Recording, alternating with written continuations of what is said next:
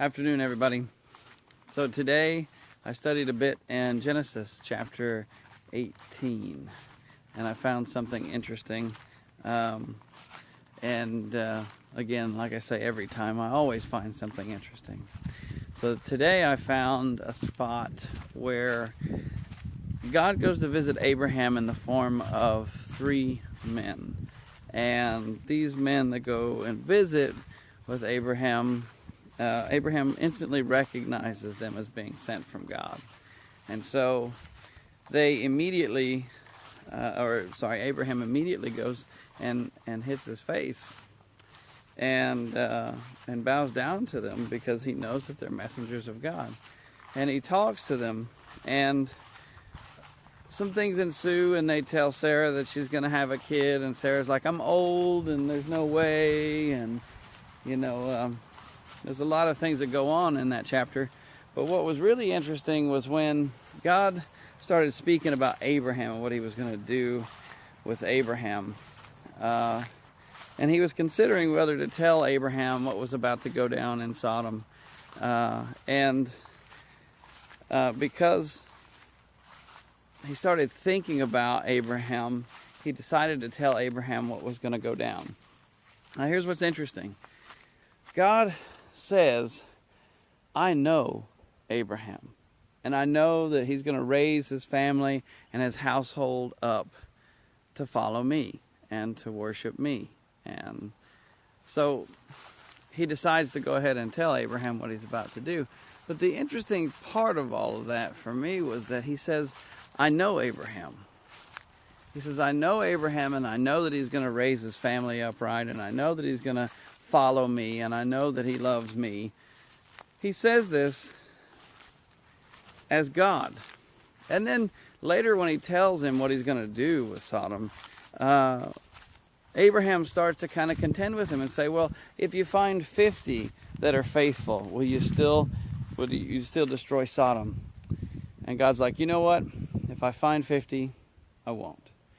And then Abraham's like, man, okay, so if you find 50, what if you found 45? And he keeps talking God down. And what's really for me, it's really fascinating because Abraham's not afraid to talk to God like that because he's talked to God so many times before.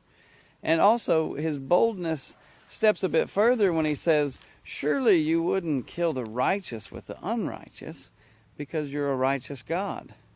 Man, I don't know, if I had a king standing before me and I was going to say something to him, I'm not sure that I would immediately start to say something like that. Surely being a good God or a good king, you wouldn't do these things. But yeah, Abraham had such a relationship with God that God even listened to him and said, you know what? If I find 45, if I find 30, if I find 20, and he goes all the way down to 10. What I think is really cool about that is the relationship he had with God. God knew that there were not 50 or 20 or 10 that were righteous in Sodom. But he did tell Abraham, you know what? If I find 50, if I find 40. And he did that because he loved Abraham. He told Abraham what was going to happen because he loved Abraham.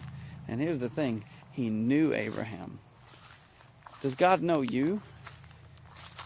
Remember that Jesus says that there's going to be some that go to heaven and they're going to say, I've healed for you, and I've blessed people in your name, and I've exorcised demons in your name.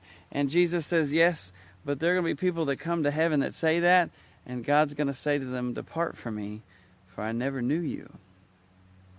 Now think about that. This person hasn't just kind of thought about God or heard about God. I mean, this person has literally gone out and worked in the field for God. And Jesus says that that person can be told, depart from me, for I never knew you. There's something interesting about that, him knowing us, that I think we really should focus on. Do we care if he knows us? Do we spend time with him so that he will know us? Are we focused on our relationship with God in the sense that he does know us? He knows you, and he knows not only you, but what you will do. He knows that you'll raise your family to follow Him, or that you'll be faithful to Him. Does God know that about you? For me, I sure hope that God does know that about me. In fact, I would say that I think He knows me very well.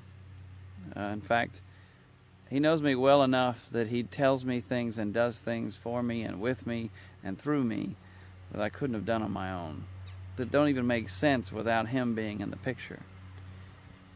Spend time with Him. Get to know Him. Get to a point where He knows you. Love Him to the extent that He knows you will serve Him and follow Him and raise your family to do so. That's what I got today, guys. God bless y'all. Love you.